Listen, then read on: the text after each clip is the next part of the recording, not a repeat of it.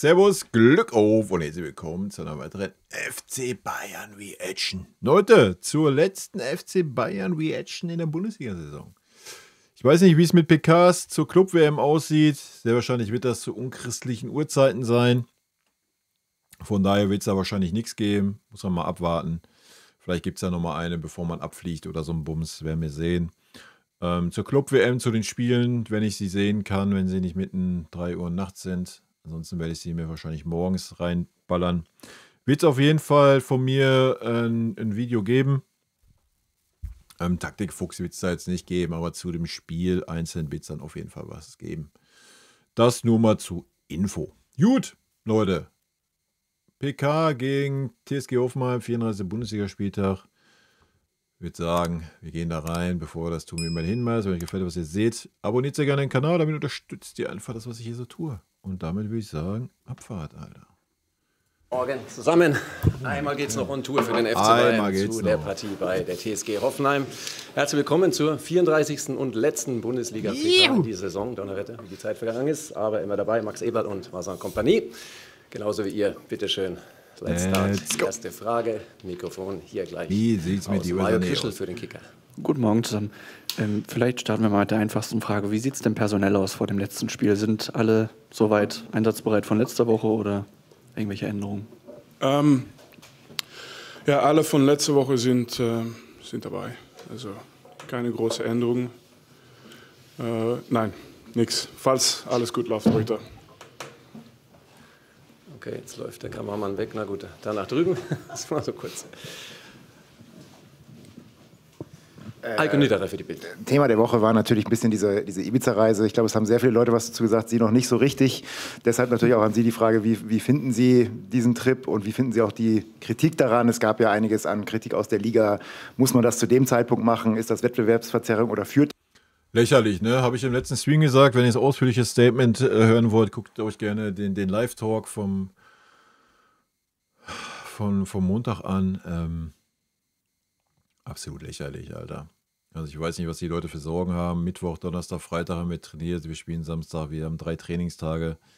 Das ist mehr, wie wir haben, wenn wir Champions League spielen.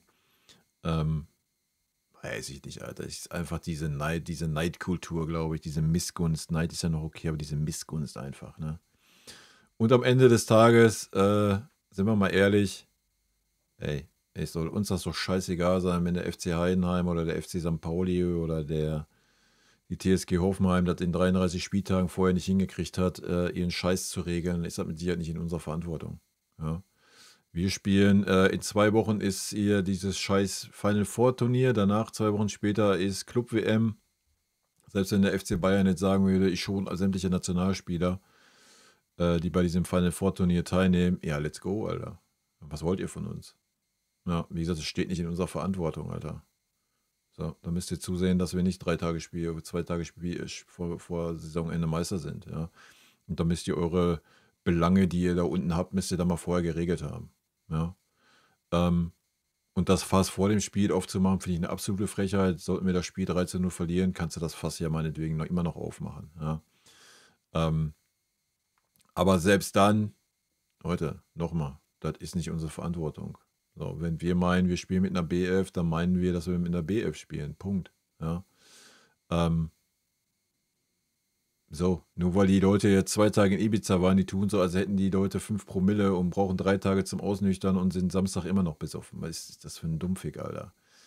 Die haben Mittwoch, Donnerstag, Freitag trainiert und morgen spielen die. Also alles ist doch fein. Ja? Also einfach mal die Goschen halten. So, und jetzt weiter.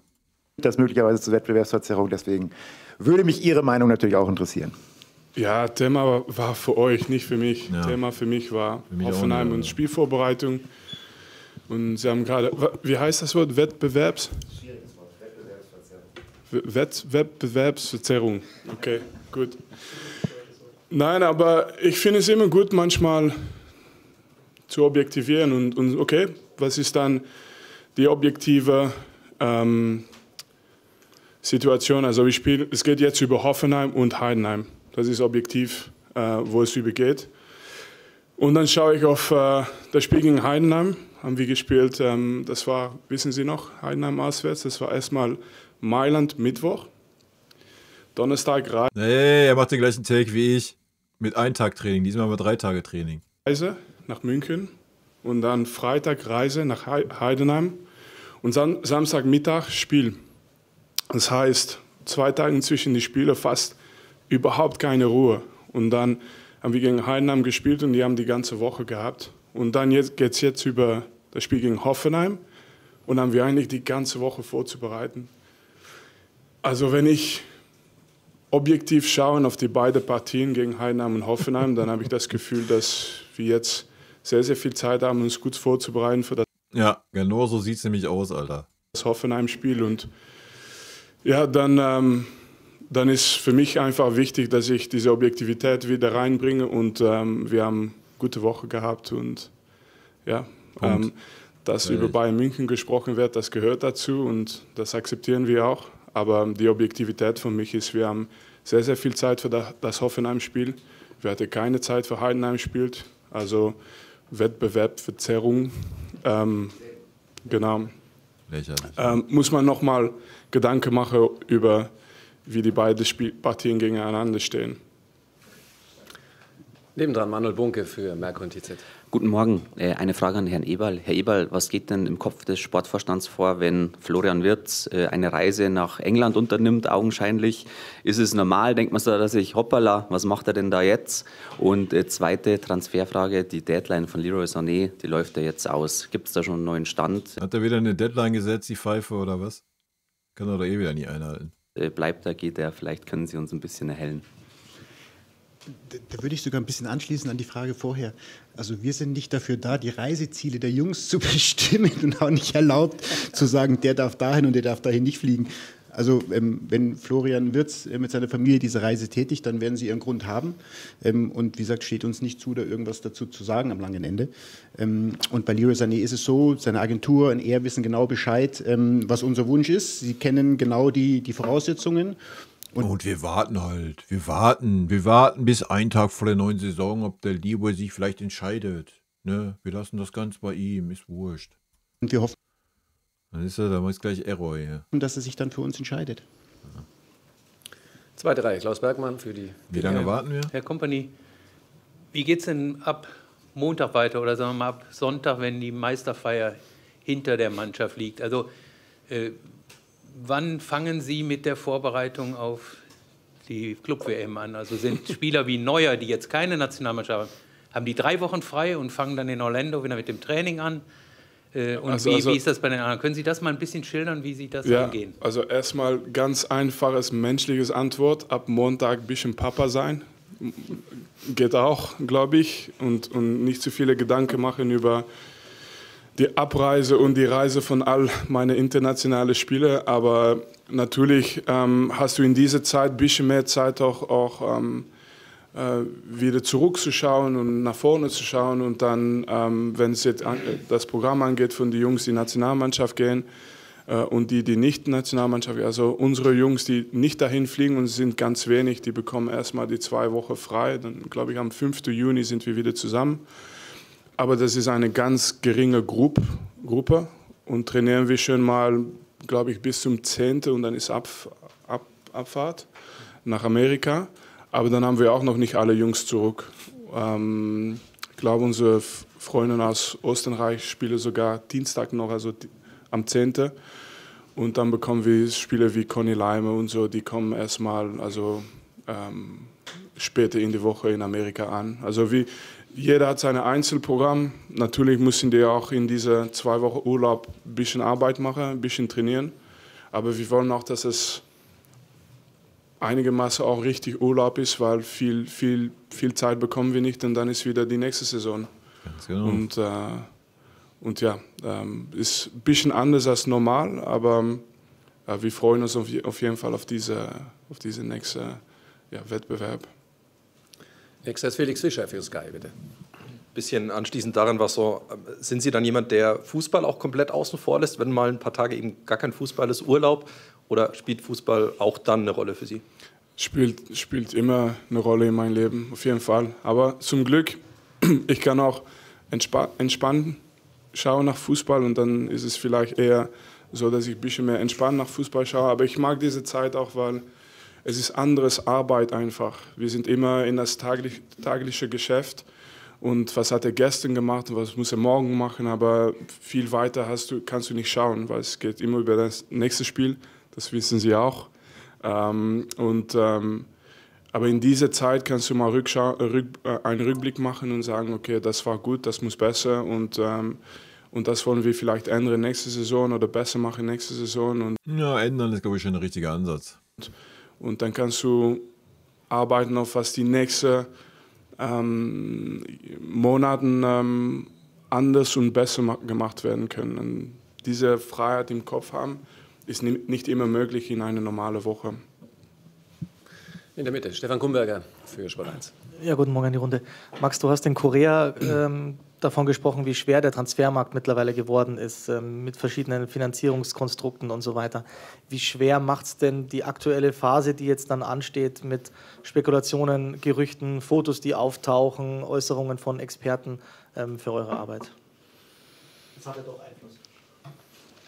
Natürlich, das ist ja das, was man in München auch oder was ich kennenlernen durfte, was mich jetzt nicht überrascht hat, dass natürlich München sehr groß ist und sehr viel spekuliert wird, natürlich alles nach links oder nach rechts auch diskutiert wird und sehr viele Menschen, die ja bei Bayern auch groß geworden sind, große Verdienste haben, natürlich auch dann ihre Meinung dazu haben. Jeder Mensch hat eine Meinung dazu.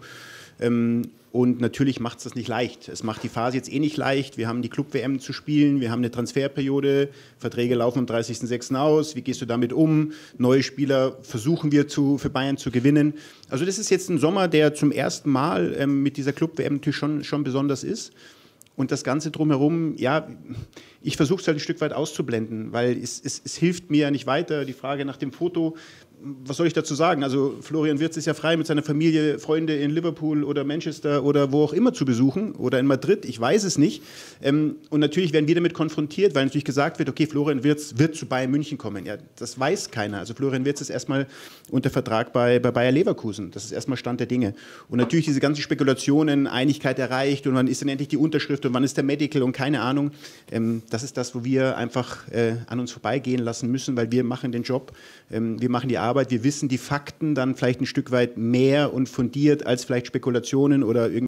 Das wäre traurig, wenn dem nicht so wäre, wenn er es mehr und fundierter wüsste, wie in Plettenberg, oder? Welche Stimmen, die um einen herum sind.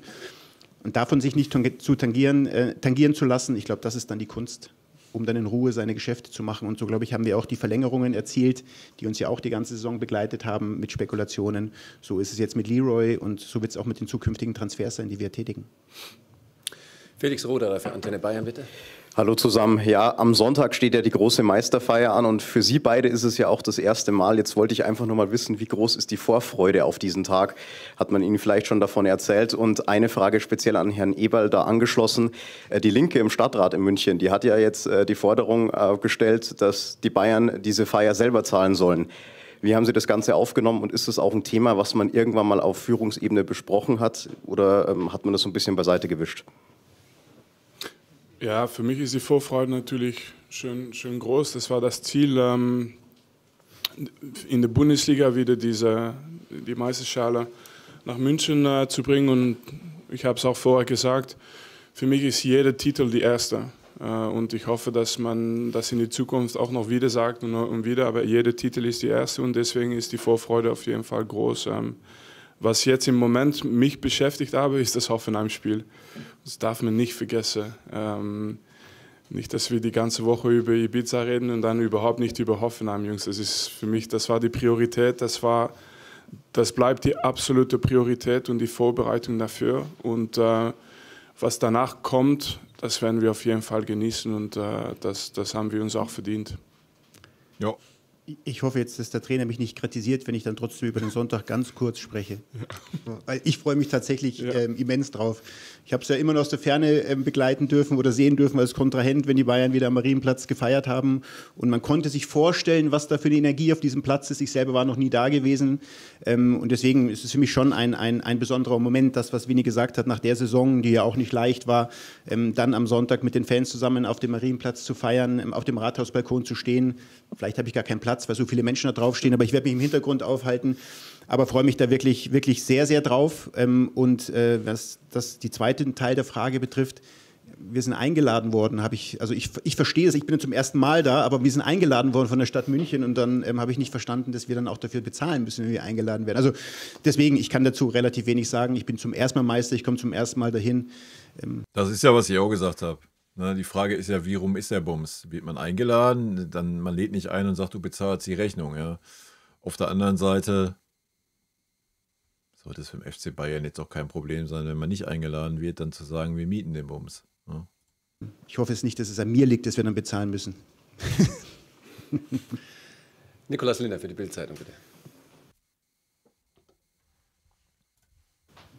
Servus zusammen. Frage an Herrn Eberl. Es ist ja kürzlich offiziell geworden, wo man schon lange gemunkelt hat, Eric Dier wechselt zur AS Monaco. Der Vertrag fängt da am 1. Juli an. Bei den Bayern dürfte noch bis zum 30. Juni unter Vertrag stehen. Jetzt ist da die Club-WM dazwischen zu teilen. Wie wird damit umgegangen? Was passiert mit Eric Dier in dieser Zeit dazwischen? Ein bisschen anschließend an die Frage, die ich vorhin gegeben habe, dass diese Transferperiode und diese Club-WM natürlich zum ersten Mal für uns alle ist. Aber hey, ich glaube, das war die erste vernünftige Frage von der Bild-Zeitung dieses Jahr. Und wir werden uns ganz in Ruhe dann mit beschäftigen. Er hat bis 30.06. Vertrag. Natürlich wollen wir ihn bei der Club-WM erstmal dabei haben, aber natürlich werden wir auch mit Eric sprechen und sagen, okay, wie sieht er das? Er beginnt ab 1.07. beim neuen Verein, möchte er bei uns vielleicht sogar noch die Club-WM fertig spielen. Das sind alles Themen, die man jetzt wirklich in dieser Kurzfristigkeit neben den großen Transferfragen, die wir zu klären haben, gilt es gerade diese kleinen Transferfragen zu lösen. Aber Fakt ist erstmal, er hat bis 30.06. Vertrag und so lange möchten wir auch jeden Spieler bei uns haben, um die Club-WM bestmöglich zu spielen. Eins dahinter, Klaus Bergmann, bitte wieder. Herr Company und vielleicht auch an Herrn Eberl. Jamal Musiala ist ja nun im Aufbautraining. Wie sehen Sie das? Ich schätze mal, er ist ja sportlich ehrgeizig. Er möchte sicherlich auch die Nations League noch vor der Club-WM spielen, wenn er es von der Verletzung her schafft. Unterstützen Sie sowas? Sehen Sie das eher für sich sogar positiv, weil er dann schon einen richtigen Trainingsrhythmus hat, vielleicht schon ein bisschen Wettkampfrhythmus? Und wie sehen Sie das aus Vereinssicht?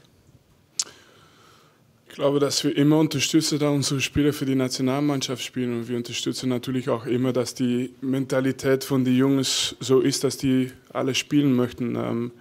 Für mich ist rein eine medizinische Frage. Wir müssen das ganz genau beobachten. Es war keine leichte Verletzung. Also was jetzt in den nächsten paar Wochen noch passiert, das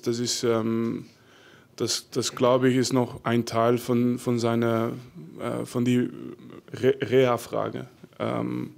Und deswegen, aber insgesamt unterstützen wir natürlich, dass die Spieler für die Nationalmannschaft auskommen. Und glaube, medizinisch werden wir immer dafür sorgen, dass es auch vernünftig, dass die Entscheidungen vernünftig sind für unsere Spieler, weil die möchten alle Spiele.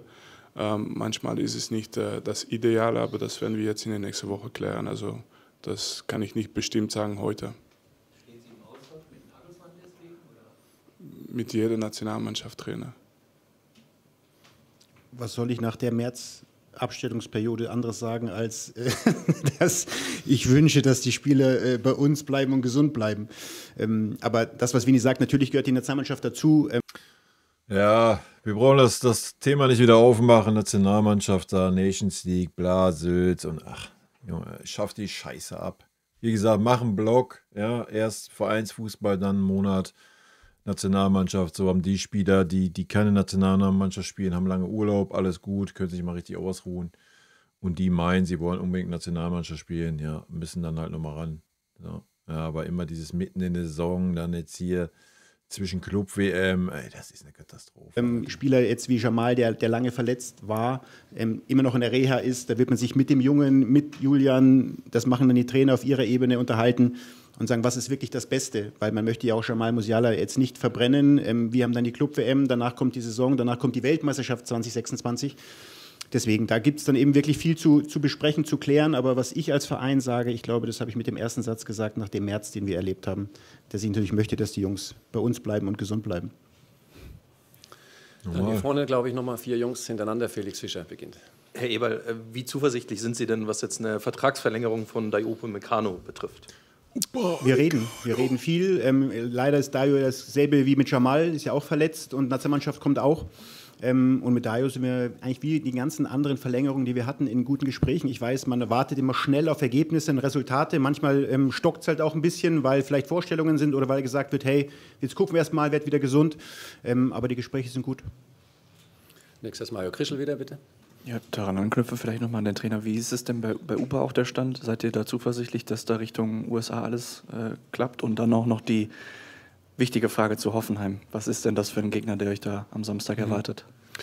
Ja, wir hoffen für UPA, dass es klappt. Also wenn sein Programm jetzt weiterläuft, wie es bis jetzt ist, dann wird Amerika kein Problem sein für ihn. Natürlich hat er schon lange nicht mehr gespielt und das müssen wir dann reinnehmen ins Turnier. Also es ist nicht so, dass... Ich wollte gerade sagen, die musst du wieder langsam ranführen, musst du mit dem Musiala halt auch. Ne? Das macht halt alles keinen Sinn, die jetzt wieder von 0 auf 100 zu jagen. Dass wir sagen können, ab erstes Spiel Vollgas. Ja. Aber auf jeden Fall, er wird dabei sein und hoffentlich auch fit und er wird uns weiterhelfen. Und zum Frage von Hoffenheim, ja, also was man natürlich sieht jetzt im Moment, man sagt Kampf gegen den Abstieg und das ist auch Fakt. Aber in Realität, wenn man schaut auf die letzten Monat fast, die schießen unheimlich viel Tore. Und die sind sehr, sehr torgefährlich in alles, was die machen. Also es ist keine Gegner, die einfach die sich tief hinstellt und wartet, bis was passiert. Naja, das werden wir mal sehen, wie die gegen uns agieren, ne? Die haben am Ball die Möglichkeit auch manchmal weh zu tun und die haben das auch ganz oft gemacht. Ich habe noch ganz wenige Spiele gesehen, wo die Gegner eigentlich das Offensive von Hoffenheim in den Griff bekommen hat. Und das würde man vielleicht nicht sofort sagen, wenn man schaut auf die Tabelle, aber das ist die Realität. Natürlich gibt es auch Möglichkeiten für uns, aber wenn ich dann mal spreche über die Stärke von den Gegnern und das darf man nicht vergessen, ist es keine leichte Aufgabe und ich habe auch dieses Spiel verglichen mit unserem Spiel letzte Saison. Das war dann auch das letzte Spiel auch von letzter Saison. Und da haben wir uns schwer getan. Und deswegen dürfen wir nicht vergessen, dass wir Meister geworden sind mit viel harter Arbeit. Und wir dürfen das keine Gegner schenken, jetzt, dass die gegen uns einen guten Nachmittag haben. Vorletzte Frage bitte, Stefan Kumberger. Nochmal die Frage an den Sportvorstand. Ist das eigentliche Kaderproblem die Abwehr, wenn man bedenkt, dass man viele Verletzte hat, dass man da so fast gar keine Planungssicherheit hat? Ist das vielleicht die Schwierigkeit für den Sommer, dass man die Abwehr entsprechend aufstellt? Das ist ja so ein bisschen bei der Betrachtung, ist die Abwehr das Problem, weil wir die ganzen Verletzten hatten. Also wir hatten im Grunde unsere Abwehrspieler, die wir geplant haben, also Stani ist die ganze Hinrunde ausgefallen, Hiroki hat ja diese dramatische Saison hinter sich, wenn man das so betrachtet. Jetzt ist Upa lange ausgefallen, Minje hat Themen gehabt, also ganz objektiv kann man diese Abwehr gar nicht bewerten, weil sie nie wirklich in der Gänze der Spieler und auch in der Gesundheit zusammengespielt hat. Dementsprechend, ich verstehe die Diskussion, die um uns herum ist, was Defensive betrifft. Da muss man doch was machen. Das ist die Achillesferse des FC Bayern. Ich betrachte es halt ein bisschen anders, versuche es objektiv zu betrachten.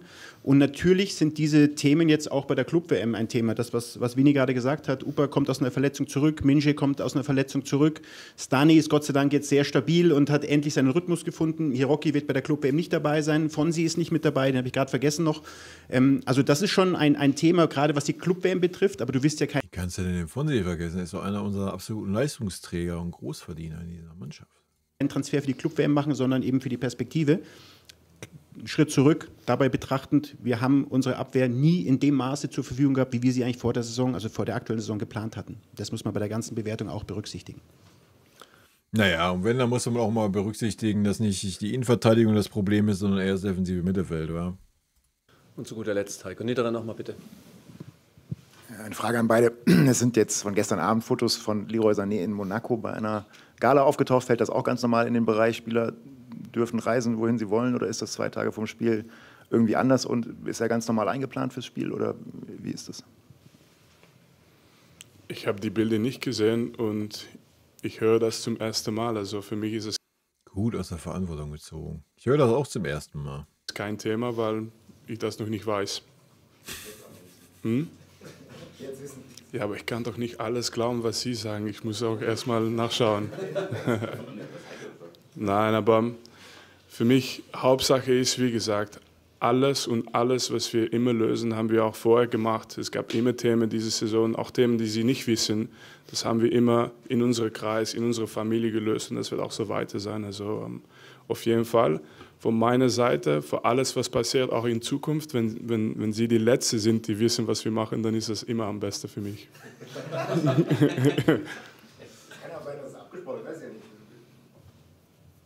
Ich glaube, Winnie hat gerade die perfekte Antwort gegeben. Also ich höre es jetzt auch zum ersten Mal, ich weiß es nicht.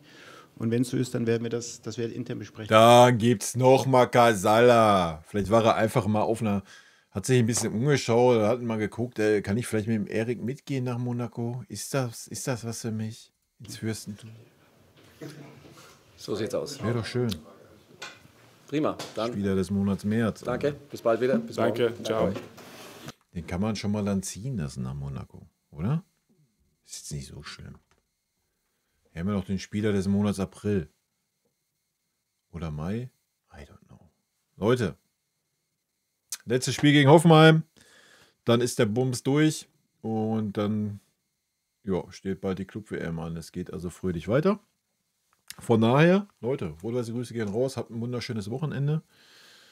Und wir hören uns live kommenden Montag, 18 Uhr. Letzter Livestream erstmal diese Saison. Und dann gucken wir mal, wie wir das weiter gestalten während der Club-WM. Mal schauen. Also, vielen lieben Dank für euren Support hier auf dem Kanal. Haut rein, bis dann. Tschüssi. Vielen lieben Dank für euren Support hier auf dem Kanal. Und in diesem Sinne, gute Freunde kann niemand trennen.